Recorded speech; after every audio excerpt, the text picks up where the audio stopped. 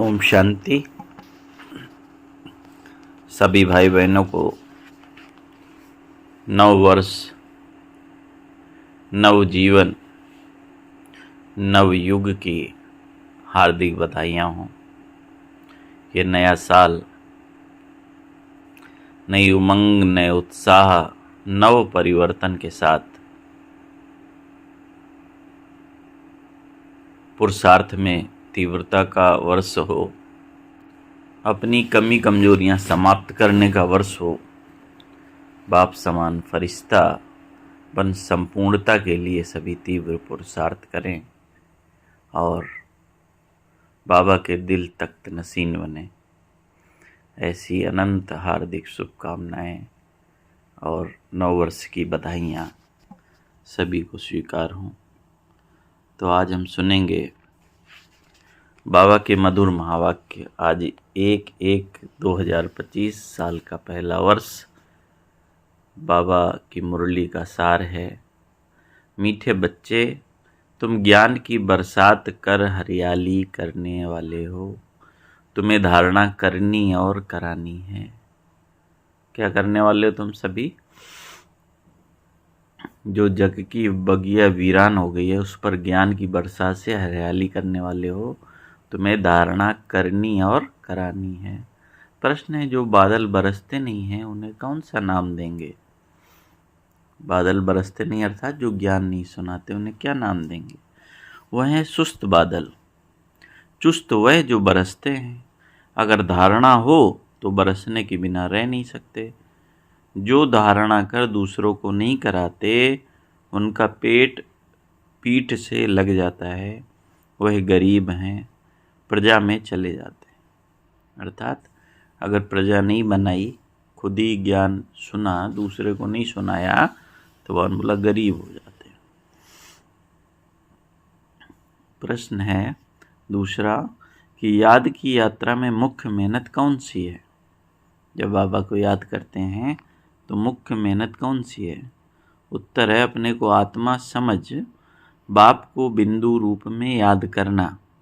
बाप जो है, जैसा है, उसी स्वरूप से यथार्थ याद करना, इसमें ही मेहनत है ना। पहले तो अपने को आत्मा समझना और बाबा को बिंदु रूप में याद करना। बाबा ने बताया इसमें ही मेहनत है। गीत है, जो पिया के साथ है उसके लिए ज्ञान की बरसात है। ओम शांति। जैसे सागर के ऊपर में बादल हैं तो बादलों का बाप हुआ सागर। माने बादलों का जन्म किससे हुआ? सागर से। जो बादल सागर के साथ हैं उनके लिए ही बरसात है। वह बादल भी पानी भरकर फिर बरसते हैं। तुम भी सागर के पास आते हो भरने के लिए। देखो बाबा कितनी अच्छी तुलना कर रहा है।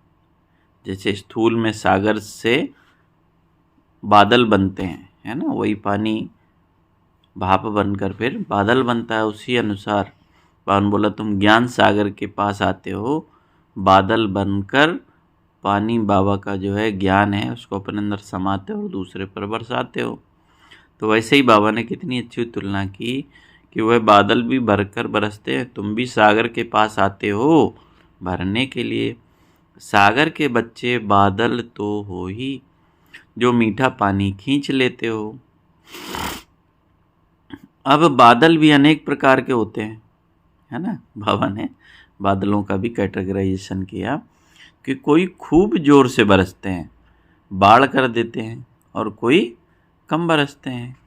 तुम्हारे में भी ऐसे नंबरवार हैं जो खूब जोर से बरसते हैं, उनका नाम भी गाया जाता है। जैसे वर्षा बहुत होती है तो मनुष्य खुश होते हैं, यह भी ऐसे है।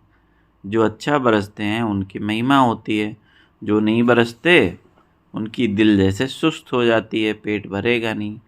पूरी रीत धारणा न होने से पेट जाकर पीठ से लगता है। फैमन होता है तो मनुष्यों का पेट पीठ से लग जाता है। यहाँ भी धारणा कर और धारणा नहीं कराते तो पेट जाकर पीठ से लगेगा। खूब बरसने वाले जाकर राजा रानी बनेंगे और वह गरीब, माने जो खूब बरसेंगे वो राजा रानी बनेंगे और जो नहीं बरसेंगे वो है गरीब बन जाएंगे।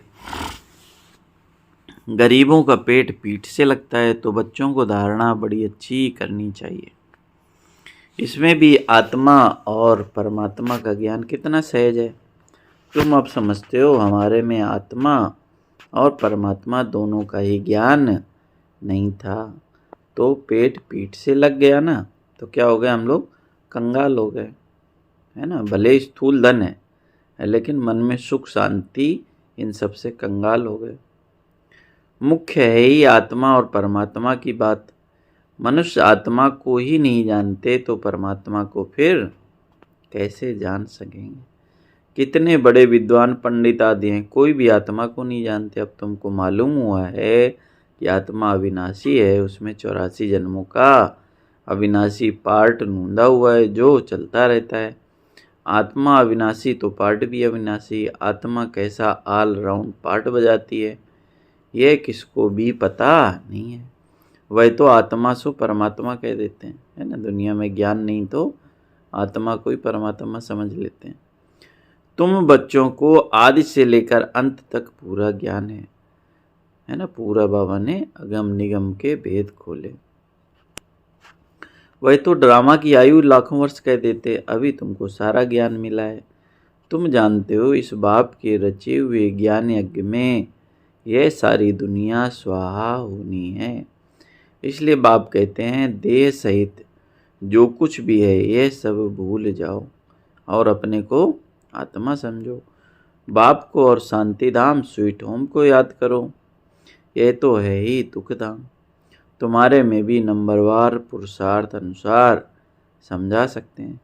अभी तुम ज्ञान से तो भरपूर हो, बाकी सारी मेहनत है याद में। मैंने ज्ञान तुम रोज सुनते हैं, है ना। ज्ञान पूरा समझ में आ गया, बुद्धि में बैठ गया, लेकिन मेहनत किस में है, याद में। वो भी बावन बोला कौन सी याद में, अपने को आत्मा समझ, बाबा को बिंदु रूप में याद करना, उस याद में। बावन बोला कि मेहनत है याद में, जन्म जन्मांतर का देह अभिमान मिटाकर देही अभिमानी बने, इसमें बड़ी मेहनत है। कहना तो बड़ा सहज है, परंतु अपने को आत्मा समझें और बाप को भी बिंदु रूप में याद करें, इसमें मेहनत है। बाप कहते हैं मैं जो हूँ जैसा हूँ ऐसा कोई मुश्किल याद कर सकते हैं।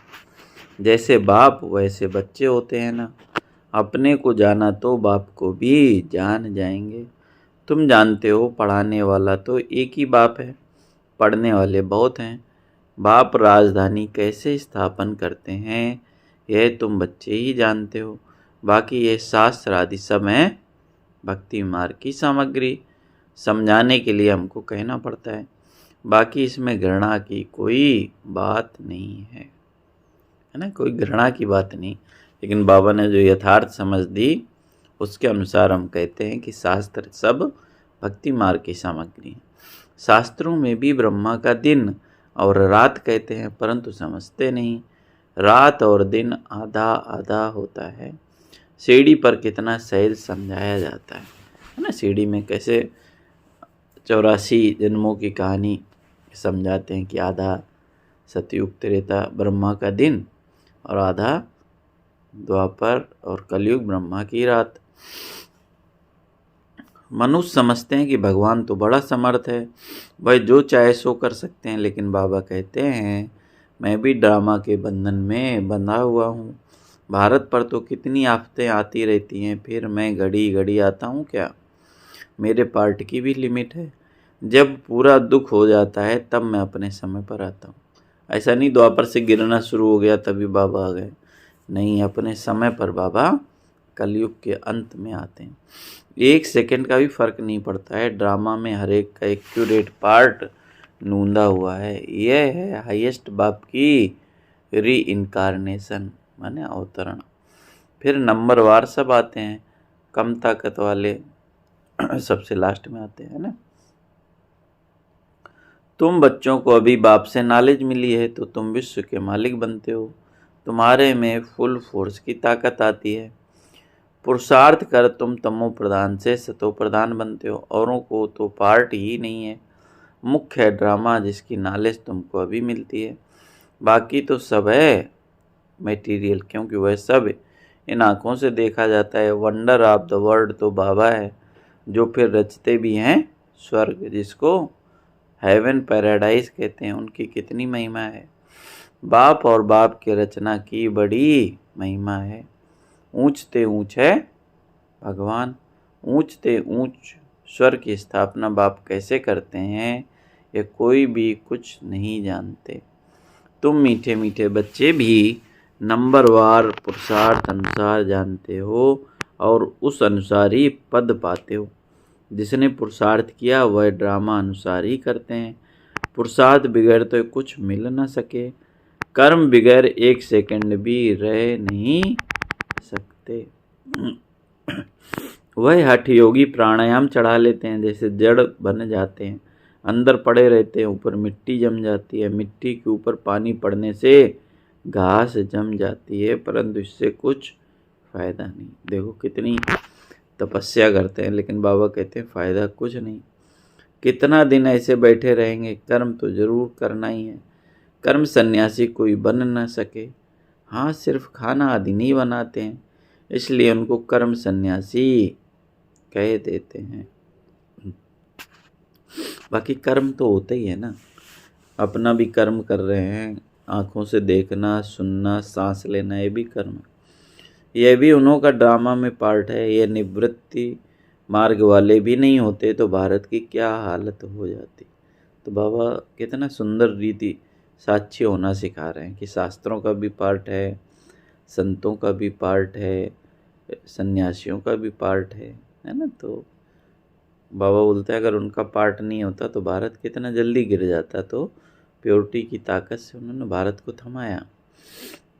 तो बाबा ने बोला भारत नंबर 1 प्योर था। बाप पहले पहले प्योरिटी स्थापन करते हैं, जो फिर आधा कल्प चलती है। बरोबर सतयुग में एक धर्म एक राज्य था, फिर डीटी राज्य अब फिर से स्थापन हो रहा है। ऐसे अच्छे अच्छे स्लोगन बनाकर मनुष्यों को सुजाग करना चाहिए। फिर से दैटी राज्य भाग आकर लो, फिर दैवी स्वराज आकर लो। अभी तुम कितना अच्छी रीति समझते हो कि श्री कृष्ण को श्याम सुंदर क्यों कहते हैं, ये अभी तुम जानते हो। आजकल तो बहुत ही ऐसे ऐसे नाम रख देते हैं, श्री कृष्ण से कंपटीशन करते हैं।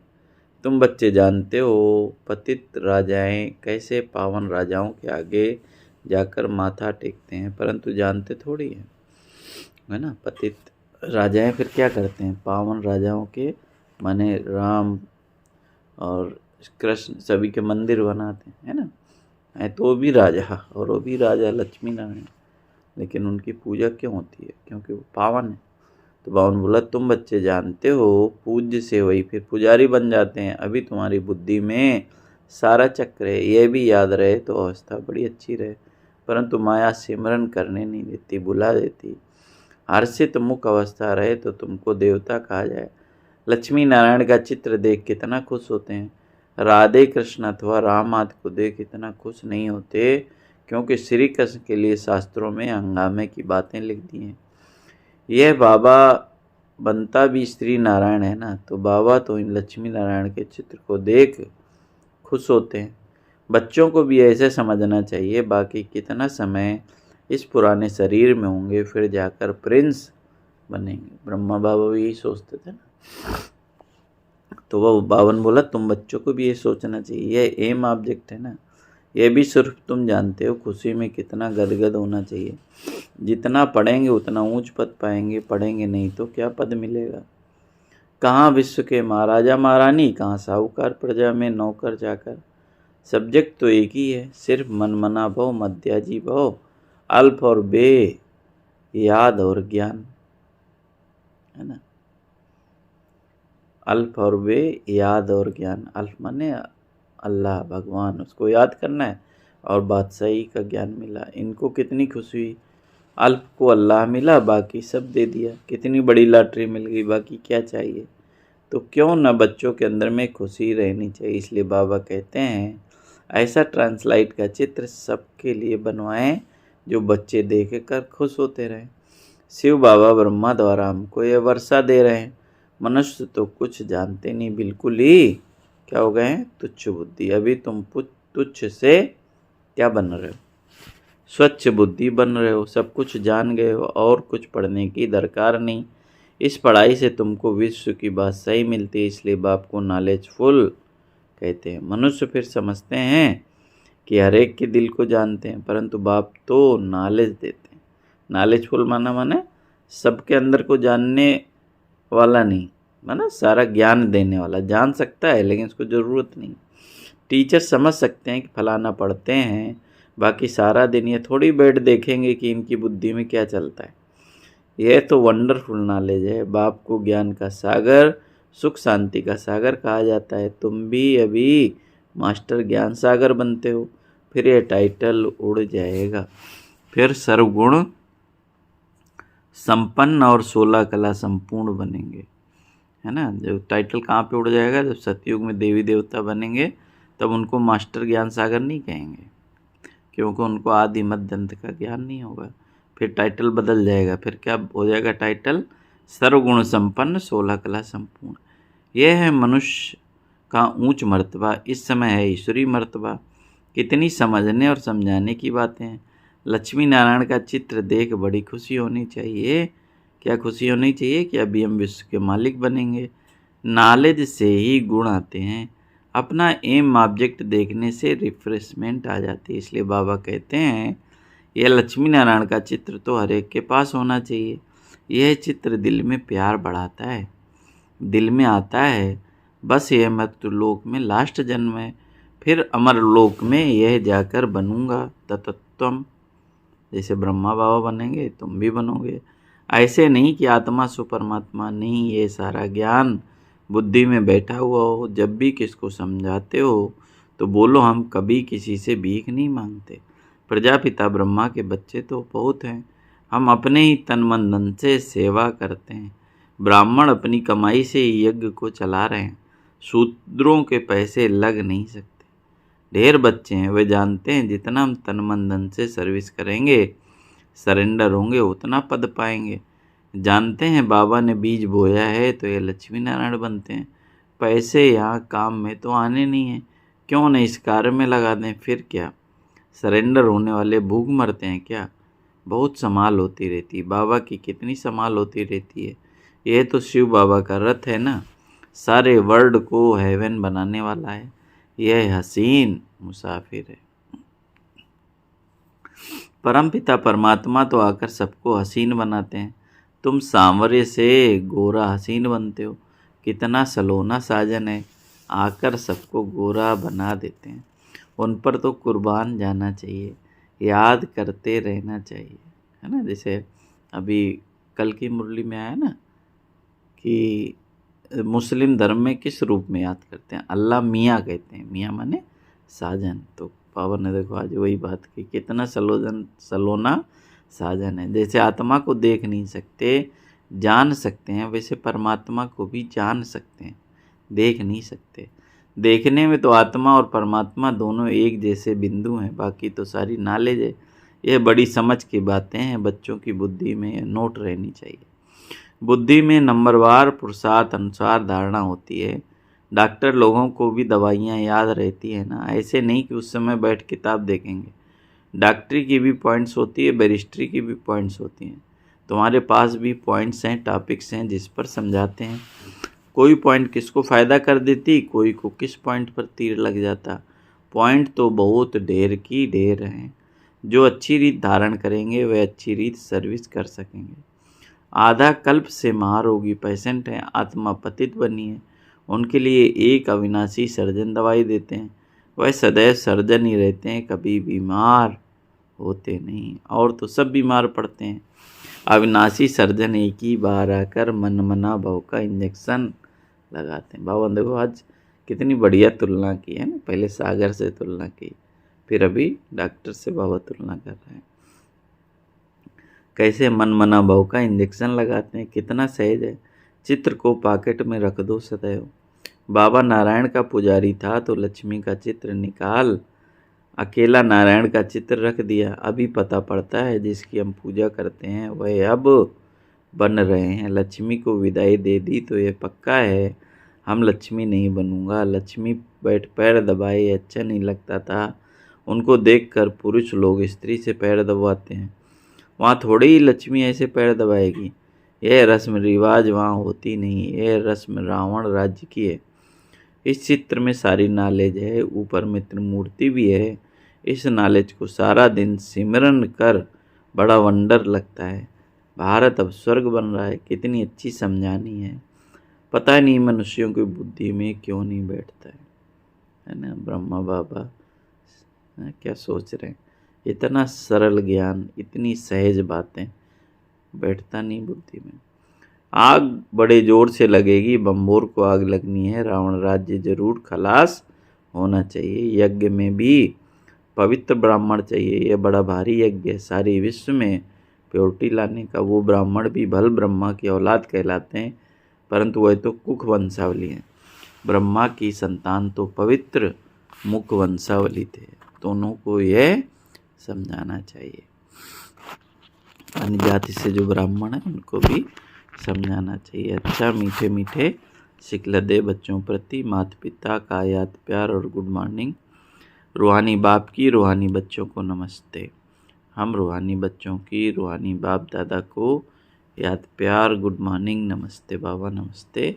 शुक्रिया बाबा शुक्रिया। आज की मुरली से धारणा के लिए मुख्य सार है स्वच्छ बुद्धि बन वंडरफुल ज्ञान को धारण कर बाप समान मास्टर ज्ञान सागर बनना है। नॉलेज से सर्वगुण स्वयं में धारण करने हैं। जैसे बाबा ने तन मन धन सर्विस में लगाया, सरेंडर हुए, ऐसे बाप समान अपना सब कुछ ईश्वरीय सेवा में सफल करना है। सदा रिफ्रेश रहने के लिए क्या करना है, एम ऑब्जेक्ट का चित्र साथ में रखना है।